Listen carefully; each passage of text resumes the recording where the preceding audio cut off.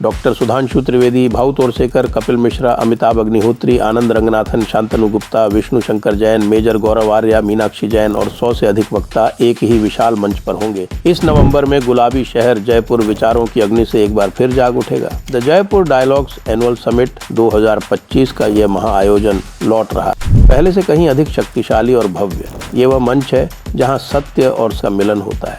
3 दिन तक राष्ट्रीय सुरक्षा से लेकर सांस्कृतिक पुनर्जागरण तक हर विषय पर बेबाक और निर्भीक चर्चा की। ये केवल एक समिट नहीं बल्कि एक सभ्यता की आवाज है जो अपना वृत्तांत स्वयं लिख रही है। इस महत्वपूर्ण राष्ट्रीय संवाद का हिस्सा बनने के लिए आप अपना रजिस्ट्रेशन करा सकते हैं। इस वैचारिक आंदोलन को समर्थन देने के लिए आप सेशंस को स्पॉन्सर कर सकते हैं और आयोजन स्थल पर अपना स्टॉल लगवाकर व्यापक दर्शकों तक पहुंच सकते हैं। वहां रहें, साक्षी बने, आवाज बने।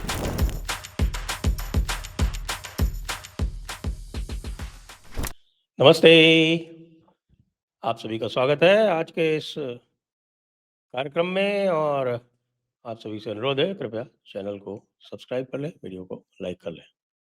आज 12 राज्यों और केंद्र शासित प्रदेशों में SIR की घोषणा हो गई, special intensive revision of the electoral rules. तो ये पहले से ही कहा जा रहा था, इसमें ऐसी कोई विशेष बात नहीं थी कि साहब की 12 की जो घोषणा हुई है उसको लेके कोई ऐसी विशेष बात है क्या। विशेष बात तो वही है जो बिहार के इलेक्टोरल रोल रिवीजन में स्थापित हो गई, और वो ये है कि जो कुछ भी इलेक्शन कमीशन ने किया वो लगभग 100% सही था। लेकिन जो बड़ी बात आज हुई है उसमें यह है कि जब पश्चिम बंगाल की बात आई तो पश्चिम बंगाल की बात से संबंधित जो कुछ भी चीफ इलेक्शन कमिश्नर ने कहा वह अत्यंत गंभीर है और ममता जी के लिए बहुत ही चिंता का कारक है। क्यों? क्योंकि जो आंकड़े आ रहे हैं वो आंकड़े अत्यंत चौंकाने वाले हैं। अब आप ये देखिए कि 12 राज्यों और यानी 10 राज्य हैं, 2 केंद्र शासित प्रदेश हैं। तो अब यहाँ की ये बात करें तो जो 10 राज्य हैं अगर उनकी तुलना करने बैठे तो 10 राज्यों में 2003 में जो SIR हुआ था, उस स्पेशल इंटेंसिव रिवीजन, उसके बाद से जो 22 वर्ष का जो अंतराल है, उस 22 वर्ष के अंतराल में एक आंकड़ा लिया गया है कि भाई उस अंतराल में जनसंख्या की क्या वृद्धि हुई और वोटर्स की क्या वृद्धि हुई। तो आपको जानकर आश्चर्य होगा कि पश्चिम बंगाल में जो जनसंख्या वृद्धि हुई है इस अंतराल में वो 13.8% हुई है। 13.8%। और जो उनके वोटर्स की जो वृद्धि हुई है वो 61.6% हुई है, यानी 47.8 47.8% का डिफरेंशियल है। अच्छा, ये डिफरेंशियल यदि आप उसमें से समय समय पर जो विशेषकर जो मृत व्यक्ति हैं और जो डुप्लीकेट हैं उनकी छंटनी आप नहीं करेंगे तो कुछ तो डिफरेंशियल रहेगा ही रहेगा। ये बात तो एक सामान्य सी बात है। लेकिन यहाँ क्या हो रहा है?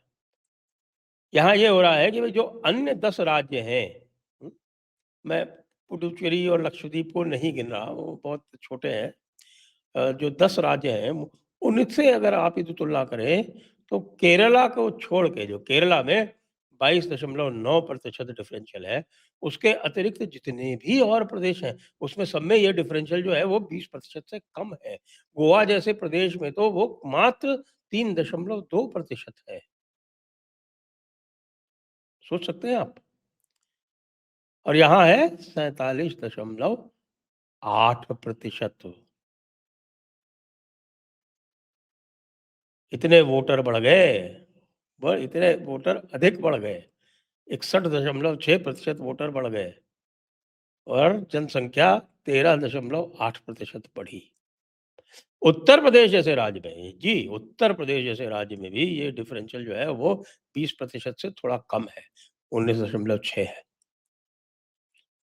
तमिलनाडु में भी ये 20% से कम है। अन्य जितने भी प्रदेश हैं वहाँ यह 20% के आसपास ही है। और ये 20% जो है ये नॉर्मल सा दिखाई पड़ता है। नॉर्मल सा इसलिए दिखाई पड़ता है क्योंकि इतना तो आप डेड और डुप्लीकेट हटाएँगे तो ये बराबर हो जाएगा। जैसा कि बिहार के केस में हुआ। लेकिन ये भी सामने आया कि जो प्री एसआईआर कराया गया उसमें एन्यूमरेशन फॉर्म्स जो हैं वो लगभग 20 से 25% के बीच के जो नए इलेक्टर्स हैं उनको ही इश्यू करने पड़े। 20 से 25%। लेकिन बंगाल में यह संख्या जो है वो 50% है साहब। साफ दिख रहा है कि भाई घुसपैठियों की संख्या कितनी है। यानी घुसपैठियों के कारण ही वोटर की संख्या जो है वो इतनी बढ़ गई है भाई साहब, ऐसे तो बढ़ती नहीं है। और ये स्पष्ट दिखते हुए जब एसआईआर का नाम आया तो ममता जी क्या करती हैं, ममता दीदी जो है वो 517 अधिकारियों का स्थानांतरण कर देती हैं डिस्ट्रिक्ट मजिस्ट्रेट्स के साथ-साथ। 517 अधिकारियों का स्थानांतरण उसी दिन कर देती हैं जिस दिन की एसआईआर की घोषणा हो रही है। अब ये तो देखना है ज्ञानेश कुमार जी को, चीफ इलेक्शन कमिश्नर को और इलेक्शन कमीशन को कि इसका वो क्या संज्ञान लेते हैं। लेकिन एक बात बड़ी गंभीर आई, उससे ये लगता है कि भई ये चेतावनी भी है पश्चिम बंगाल सरकार को, क्योंकि जब प्रेस थी वहाँ पर, चूँकि ये प्रेस के सामने ये प्रेस कॉन्फ्रेंस ही थी, प्रेस कॉन्फ्रेंस में ये सारी घोषणाएँ की गईं। और प्रेस कॉन्फ्रेंस में जब किसी ने पूछा कि भई यदि आपसे सहयोग नहीं करेगी राज्य सरकार तो आप क्या करेंगे? तो संविधान का हवाला दे दिया। चीफ इलेक्शन कमिश्नर ने वो बता दिया कि भाई देखिए, संविधान के धारा 324 जो है, वो धारा 324 के अंतर्गत हमें अधिकार मिला है। ये कॉन्स्टिट्यूशनल राइट है इलेक्शन कमीशन का। इलेक्शन कमीशन एक संवैधानिक संस्था है, सुप्रीम कोर्ट की ही तरह है। और इस संवैधानिक संस्था को धारा 324 की उपधारा 6 यानी 324(6) के अंतर्गत उनको यह अधिकार है।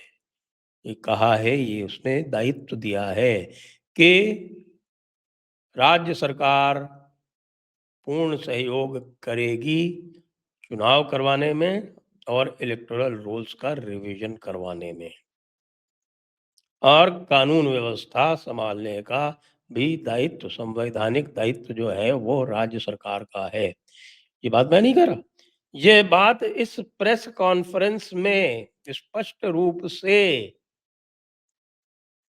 Gyanesh Kumar chief election commissioner ने कही है।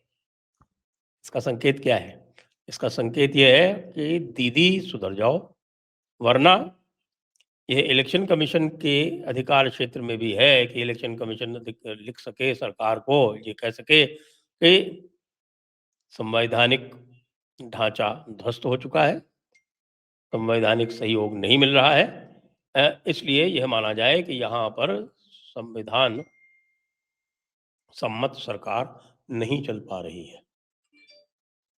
ये वो सीधे सरकार को भी लिख सकता है, ये सीधे गवर्नर को भी लिख सकता है, और उसके बाद गवर्नर जो है वो बाध्य होगा कि वो गवर्नर अपनी संस्तुति करे राष्ट्रपति शासन की। उसके बाद यदि राष्ट्रपति शासन लगता है तो कोई रोक नहीं सकता उसको। क्यों? क्योंकि जो लोग भी बार-बार जो है वो हमारे बम्बई वाले केस का आधार लेते हैं, उनको ये पता नहीं कि बम्बई वाले केस में जो है, जो बाध्यता दी गई थी असेंबली के अंतर्गत बहुमत जाँचने की, उसका संदर्भ दूसरा है। क्योंकि इसी बम्बई केस में 4 और 3 और अन्य सरकार जो थी, यानी मध्य प्रदेश, राजस्थान और हिमाचल प्रदेश, उनमें जो राष्ट्रपति शासन लगाया गया था, उसको उचित ठहराया गया था, राष्ट्रीय सुरक्षा के नाम पर।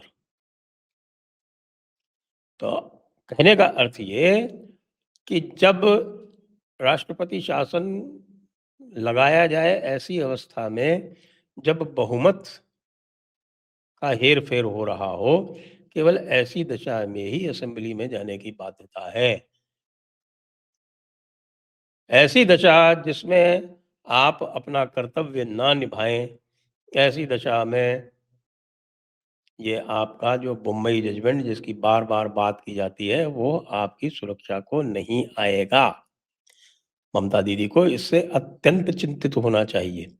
ये भी कह दिया गया कि भई धारा 326 में स्पष्ट रूप से निर्देश है कि जो भारतीय नागरिक है, वो ही वोट दे सकता है। भारत में ये हम कहेंगे कि भई ये एक दूरगामी दृष्टिकोण था कि इलेक्शन कमीशन ऑफ इंडिया को ही सारे अधिकार दिए गए। जो राज्यों में चुनाव जो कराने थे, उसके अधिकार भी इलेक्शन कमीशन ऑफ इंडिया को दिए गए। वरना आप यदि देखिए यूएस में जो तमाशा होता है कि यूएस में जो राज्यों के चुनाव हैं, वो वहाँ की सरकार कराती है, यानी राज्यों की सरकार कराती है। और वो जो राज्यों की सरकार कराती है, अब उसमें अपने अलग तरह के नियम बनाती है। और उसमें कई तो सरकार ख़ास तौर से जो डेमोक्रेट्स वाली हैं, वो तो ऐसे-ऐसे नियम बना दिए उन्होंने तो यहाँ तक कह रखा है कि आप किसी का आई कार्ड नहीं पूछ सकते, आई कार्ड पूछेंगे तो ये अपराध हो जाएगा। भारत में ऐसा कुछ नहीं है, बिल्कुल uniform policy, uniform rules, uniform नियम, यूनिफ़ॉर्म लॉ, वो सब सुप्रीम कोर्ट द्वारा अप्रूव्ड। आ जाओ, आ जाओ, कहाँ तक क्या गड़बड़ कर सकते हो? कुछ नहीं कर सकते। यह सबसे बड़ी चुनौती है इस समय ममता दीदी के सामने। यह संवैधानिक चुनौती भी है, राजनैतिक चुनौती भी है। और अभी-अभी इन्होंने जिस प्रकार से एक तरह से संदेश देने के लिए 517 अधिकारियों का जो स्थानांतरण कर दिया, अभी तो इसके ऊपर भी संज्ञान ले सकता है चुनाव आयोग। पूरा संज्ञान ले सकता है। इसके बाद जो है उनके किसी का भी मान लीजिए कह दे कि साहब कि कोई नहीं, ये सारे के सारे ट्रांसफर रद्द, रद्द, लोकल लॉ बात। मुझे लगता नहीं कि इतना यहाँ तक जाएगा, लेकिन रिपोर्ट तो वो अपने सूत्रों से लेता ही है ना कि कौन कैसा है, कौन अधिकारी किस प्रकार का है। और मुझे लगता है कि बहुत बड़ा क्लीन अप होने वाला है। इतना बड़ा क्लीन अप होने वाला है जिसकी हम संभवतः कल्पना नहीं किए होंगे। और उस क्लीन अप के बाद में ममता दीदी चुनाव कैसे जीतेंगी, ये भी एक समस्या उठ खड़ी होगी। लेकिन फिर भी पुनः मैं तो अपनी तरफ से जो मेरी जो भी, क्योंकि मैं पश्चिम बंगाल में लंबे समय तक रहा हूँ, जो भी मेरी समझ है उसके अनुसार मैं फिर भी कहूँगा कि भाई चुनाव तो प्रेसिडेंट्स रूल में ही होना चाहिए पश्चिम बंगाल में। जय हिंद, जय भारत, वंदे मातरम।